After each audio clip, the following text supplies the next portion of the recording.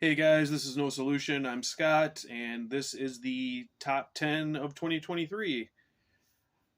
This is my first video ever was top albums of 2022, and I went into a long kind of mamby-pamby excuse of this is just my list, and I haven't heard everything, and blah, blah, blah. Whatever. We're all adults, you know what the deal is. Don't get mad about my list, and this is just for me. So, but I thought I would share it with you and talk about some albums I really like this year. So, my criteria this year was a little bit more what did I actually listen to the most, and if it was an earlier in the year album, what did I actually come back to and listen to more? Because sometimes something will hit you right away and then it just kind of gets forgotten. So, in the case of some hard choices, those are the albums I went with. So let's just get right into it. Just a little factoid. Ben Rankins recently did a video where he wanted people to show their favorite album that was by a non-dinosaur band, meaning they had been around for less than 10 years. So I was just looking at my list, and I've got a total of 2 of these bands are less than 10 years old. So I go for the dinosaurs, apparently. First up, number 10 is Graveworm, The Dark Dominion. This is the second Graveworm album to come out this year. Came out on June 9th on Funeral Empire Records, which is their own label. And I talked about this. I did a live stream with Kevin about this album, and Kevin, the main member of Graveworm, the only real member. So I'm not going to talk about it too much. Basically, Graveworm, first wave black metal. I freaking love them. Very simple songs, but very memorable, and they just hit the spot for me. This is their 22nd full-length album. The 23rd is already kind of out. I think the official release date is the beginning of 2024. But of the 2 full lengths that came out this year, this is the one I preferred. I just thought it had the stronger songs. So, Graveworm, The Dark Dominion. If you are not tired of me rambling about Graveworm, as I tend to do quite a bit, I just really think they're criminally overlooked and deserve a lot more attention. All right, my number 9 is Riverside with ID Entity. So this came out on Inside Out Music. My version is from Mystic Production, their Polish label, which I stupidly ordered this through the fan club because I thought this 2-disc version was exclusive, but it isn't. So I just paid more for an import. This is exactly the same. Comes in this nice digibook, hardcover thing. Has a bonus disc with a couple of single edits and then a couple instrumental tracks that sound kind of a bit more spacey, proggy, kind of improvised. So if you're more into the proggy side of Riverside, you want to get this for the bonus disc. But anyway, on to the main album. Came out January 20th. It's a bit more upbeat. The last album, Wasteland, was very kind of depressing and somber, and it not surprising because it was the first album after the death of their guitarist. But yeah, more upbeat this time. The first song, Friend or Foe, has a very 80s synth sound to it, and then I saw a bunch of reviews saying that Riverside is really leaning into the synthwave and the 80s sound, and I wonder if they listen to the rest of the album because it's kind of mostly just on that song. Usually the keys on this are more like a more of an organ sound. I would say Hammond organ, but I don't know if that's correct. That's just what came to my mind. Lyrically deals a lot with social media and that kind of stuff. Just great songs. The Place Where I Belong is probably my favorite. That's the longest also. It's 13 minutes and has some really cool lyrics like tell me something that doesn't sound like you just finished high school. Basically talking about people online and their wisdom and inspirational messages that are just all copied and pasted from each other. So yeah, Riverside, one of my favorite bands, and I really enjoyed this one as well. Really enjoyed the different take. Then we go to number 8. This came out January 20th on Redefining Darkness. This is Faith Extractor. So, Anthony, this is my one death metal album for this list. This is called Contempt for a Failed Dimension. This is their 4th album. two-person project. Ash Thomas, just a real scene veteran. Has been in tons of bands. Right now, he's also in Shed the Skin. And on bass is, why don't I ever remember her name? This is freaking awful. How embarrassing. I'm not gonna find it. Anyway, so sorry again. Lady, I can't remember your name. But anyway, just a crushing, absolutely brutal death metal album. Not brutal in like the pig squealing way, but just super heavy. Perfect death metal vocals from Ash. A lot of shrieking guitars kind of swirling around you. It's not super fast all the time. They do slow it down. There's some background keyboards just kind of for atmosphere, but not really leading the melody or anything like that. Yeah, for death metal, this was my number one for sure of the year. And it's very short. It's only 28 minutes, and that includes a cover song, but they consider it a full length, so I'm putting it on my list. Faith Extractor, Contempt for a Failed Invention. Number 7, so this kind of goes against the grain for me. I do not have a physical copy of this. I was talking to Eli, Dark Hymns of the Cold North, about this, and was talking about not putting it on my list, and he was like, if it's your favorite, you should include it, even if you can't get a copy.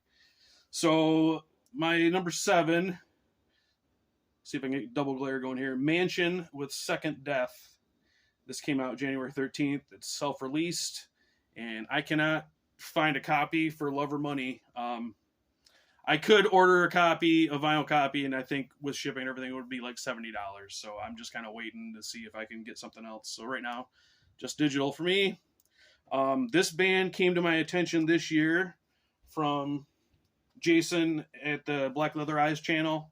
He showed this album, and it sounded really cool to me. So I picked up the first one, and I just love it. So if you have not heard them, they're a Finnish band. It's a doom metal band. The concept of the band is they are a real-life Christian cult from like the 30s and 40s. Very strict, and all of their songs are about how you need to follow their ways or else you're going to burn in hell. One of the songs, No Funeral, is especially chilling. It's about how no one will cry at your funeral if you betray the sect, and they're just going to throw your body into the swamp and forget about you forever. Male and female vocals, but mostly female, and she just does a great job of really selling the fire and brimstone. In this album, it's more of everything that I liked about the first album. It's heavier, it's creepier, I think the songs are better, and there's more kind of rocking out moments that weren't so prevalent on the first album. So Mansion's Second Death is my number 7, and I really, really, really want a copy of it. So I'll keep my eye out. Number 6, another Finnish band, Selinn with Helvetenkone. This came out on Hammer of Hate on September 8th. So this is a black metal project. Bill from the Ninth Circle described them as a black metal version of Bad Religion, and that's a pretty good description. Very punky, very kind of accessible melodies.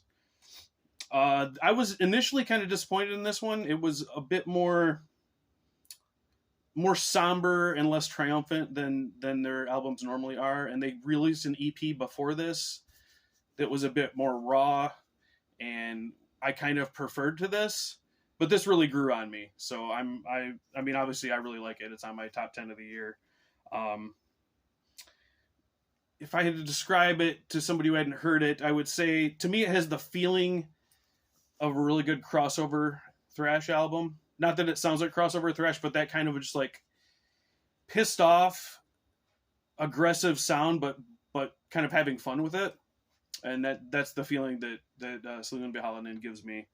And all the lyrics are in Finnish, and I want to sing along, so I end up like kind of making up sound along words to kind of sing along to the songs because I don't know what they're saying. I don't know the words, but it's just that kind of album that just really gets you involved and makes you want to pump your fist. So that's my number 6, Selinn Holland with Helvetenkone, which I'm sure is not at all how you pronounce that. All right. Oh, we're going long. I'm sorry, guys. Number 5. This is another VC recommendation from John at Rock and Metal Plus. It's Creeper with Sanguivore. So this is about as sleazy as it gets on this list. Sorry, Dave. Just kind of a chick. That's about it. Nothing real sleazy about it. She's sitting on some skulls. That's kind of cool. So this is a concept album about a hot vampire lady and her kind of companion. I didn't say this came out October 13th on Spine Farm. This is a British band, this is their 3rd album, and I guess this is a departure. I haven't heard the other ones. This is more I think they were more horror punk before, and they still kind of are, but this album is a total love letter to Jim Steinman, the famous writer-producer who is probably best known for his works with Meatloaf. And the first song, Further Than Forever, is 9 minutes long, and it basically is a modern version of the song Bat Out of Hell. It's got the pianos, the choirs, the vocals sound similar. There's a spoken interlude. As soon as I heard this, being a Jim Steinman fan, I was like, oh, I need this album. So it's goth rock, kind of in the Sisters of Mercy vein. There's horror punk, there's some 80s metal, there's a Nick Cave-ish kind of song on here, and all those different styles should not work together, but they just do. This album is pure pleasure. This is not an album you need to dissect and figure out. This is one you put on and you know when you've heard it one time if you like it or not. Continuing on with the Bat Out of Hell comparisons, the last song, More Than Death, is kind of quite similar to For Crying Out Loud, the last song on Bat Out of Hell. So if you don't like Meatloaf or Jim Steinman songs, this probably will not be for you, but this really came out of nowhere, and I would just have been playing it constantly since I got it. So that's my number 5 of the year, Creeper with Sanguivore. All right. Absolute other end of the spectrum. Number 4 is the new Panopticon, The Rime of Memory. Came out November 29th, but I am still... I've been listening to it a lot, and every time I like it more. I realized I didn't show... When I showed this when I got it, I didn't show it comes with this really cool booklet. Austin does a nice write-up in there about what the album is about, and has all the lyrics and some cool artwork and pictures. So yeah, it's a really nice package. I know vinyl's expensive now, and this is a double album, which makes it more expensive, but I highly recommend it. I have heard they are going to do a CD version at some point. So it's a long album. It's 75 minutes long. And if you are not familiar with Panopticon, they are, I guess you would say, pagan black metal, but with a lot of Americana influence. There's about 10 minutes when this album starts. It goes about 10 minutes before you get into any kind of metal at all. It's just really awesome. Kind of folky part, I guess I would call it, acoustic-y. There's violin, there's piano, there's a steel guitar, there's a flute.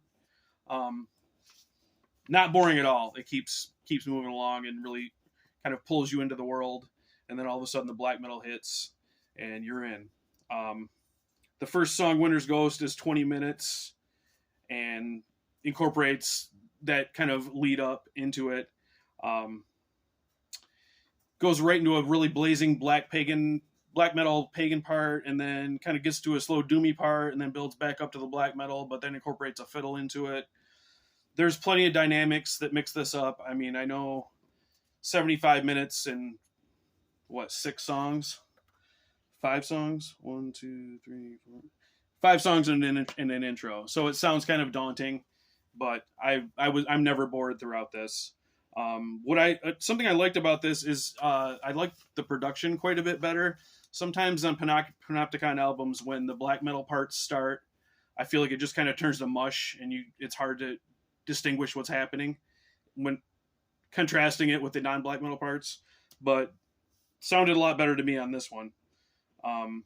Lyrically, it's environmental themes, which is not a subject that Panopticon has shied away from in the past, but this is more kind of an allegory of that in regards to aging, and kind of facing your own mortality and your diminishing capacity as you get older.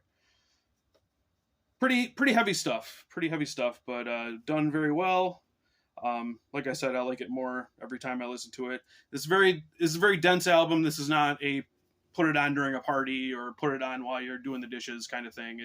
This is an album you got to pay attention to, but if you do, you'll be rewarded. So that's my number 4 of the year, Panopticon. All right, we're getting there. Oh, it's gonna be over 20 minutes. Crap. I just can't stop babbling.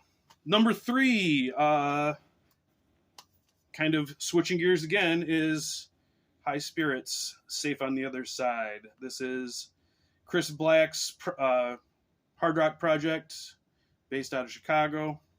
It's their 5th album. It comes in one of these absolutely pointless slipcases that's exactly the same as the inner, but I don't know, whatever. I guess people like them or something. So I've been a fan of this band for a very long time. I first discovered them on a Hell's Headbangers compilation, believe it or not. They did one album on Hell's Headbangers. And to me, this is the greatest pure rock and roll band today. And this might be their best album. It's hard to say when, you have so much nostalgic love for the earlier ones that you heard. But as far as the production and the songs, I think it's hard to top this one. Yeah, every song's great. In the Moonlight, from the first song, In the Moonlight, you're in for a really great album. They also included Lonely Nights on this, which was on a previous EP called Escape. That is a really great song, and I'm glad they put it on here. I think it deserves more attention and not to be kind of forgotten on an EP that not many people have. and they do a cover of Memories, the Europe song from the debut Europe album. Just kind of weird serendipity, because I just heard the first Europe album like a few months ago, so I wouldn't have even known that was a cover without looking at the liner notes. But nice surprise, and really fits in with the High Spirit style. So not metal at all, metal adjacent, I guess, because of Chris Black's other projects. But if you're in for a hard rock and a good time rock album, this is the one to get for this year for me. High Spirits, Safe on the Other Side. All right, now we get number 2. Oh, I didn't mention on this video. So now, when I'm doing these lists now, I'm going from December of the previous year to November of the current year, because more and more bands are putting out albums like the last week or 2 of December, and I can't, even if I do hear it, I'm not going to be able to hear it enough times, I think, to fairly rank it. So this one is a bit of an in-betweener. Satanic Warmaster with Emanger, I'll say. This was released digitally December 17th of 2022. The official physical release was not till January 27th. But either way, it came out too late last year, and I love it too much. So this is my number 2 album of 2023, kind of. Their first album in, I believe, 9 years. Finnish black metal, if you don't know. You probably all do, but 6 songs. It's just freaking incredible. It's everything you would want out of a Satanic Warmaster album. I love the production. It's raw but very clear. They released a single before this that had the song Baphomet, and then had an alternate version that's way more raw, and it's cool. It's, hearing the different version is cool, but I'm glad they went with this style production for the album. This is just pure Satanic Warmaster awesomeness. Savage vocals, great triumphant melodies. They do slow down for some atmospheric parts now and then. Just perfect finish melodic black metal with a little bit of like pagan touches here and there. And not to get controversial, but I don't care if people don't want to listen to something for whatever reason. But if you're one of those people that, for example, won't order anything from Shadow Kingdom because they share a warehouse with Hell's Headbangers, and Hell's Headbangers works with Werewolf, and you don't like what Werewolf Records puts out, I hope you don't like Moonsorrow, because you have to throw away all your Moonsorrow records, because Session Keys by the Moonsorrow guy on here, and I know from the past, Session Keys on an album that's naughty is all it takes to get canceled. Not that this is naughty, but, you know, this band has done controversial things in the past, so there you go. If you are mad about that, then you gotta not like Moonsorrow now. Anyway, that's my number 2, Satanic Warmaster. And my number 1 will be a surprise. I've never seen anyone talk about this album, and it surprised me as well. The band is Inheris, and the album is called Beholden. This is their debut album. They're from New York, and this came out on Hypnotic Dirge. I think I've been fast and loose with saying what everything came out on, but whatever. So, Hypnotic Dirge is a label that I kind of pay attention to, and they put up something new. I usually check it out for a minute. So, never heard of this, but they announced it. I listened to the advanced song, and it was 10 minutes, and I just kept listening to it. A lot of times, you know, you click on something, 30 seconds, you're like, nah. But it just dragged me in, and I kept listening to it, and didn't want to pay overseas shipping, but eventually I just had to admit I really wanted this album, so I bought it. And I'm very glad I did. This is incredible. So enough gushing. What is it? I would put this in post-metal / rock category. Definitely a lot of doom in there. I would say a bit of psych as well. Some traditional metal parts. Some parts that are kind of shoegazy. A very dreamy atmosphere to the whole thing. But it does get heavy as well. The vocals are mostly female clean vocals from Beth Gladding from The Lotus Thief and some other projects that I'm really not very familiar with. There also are some harsh male vocals that kind of trade off. When I was writing notes for this, I realized that it sounds very dated or maybe retro, but I don't consider this to be dated or retro at all. It sounds totally fresh to me. So the first song, Forgotten Kingdom, which was the advance single, the opening 3.5 minutes it's pretty conventional doomy rock, doomy metal, with the harsh male vocals. But then it just kind of slows to a crawl, and then Beth comes in and is just like almost serenading you for minutes on end, but it's very kind of hypnotic and captivating. And then the song kind of slowly builds back up into a crescendo by the end. If I haven't said, which I don't think I have, this is an hour long, and it's 5 songs and an interlude. So another one that if you don't have the patience is probably not going to be for you. But geez, I went long. Anyway, I'll just mention my favorite song on here is right in the middle, called The Dagger. It's kind of the emotional highlight of the album to me, but I like every song. And for a while I thought they made a mistake by not having The Dagger be the last song, but I've come around, and I think it's just kind of perfect the way it is. This is the album I listened to the most this year, and I'm as surprised as anybody. But as soon as I started jotting down a list, this was penciled in right at number 1, and as I re-listened to things, I was like, yeah, this is my number 1 album of the year. So high recommendation for Inheris if anything about this sounds interesting to you. So that is it, I guess. 25 minutes. I'm very, very sorry. I hope some things in here sounded cool to you. Maybe something you hadn't heard of. After all, that's kind of why we do this, is to kind of spread the love of music that we enjoy, right? So that is all. there might be one more video before the end of the year. But anyway, thank you as always for watching. I really appreciate it. And CM Punk is still a piss baby. All right, guys, later.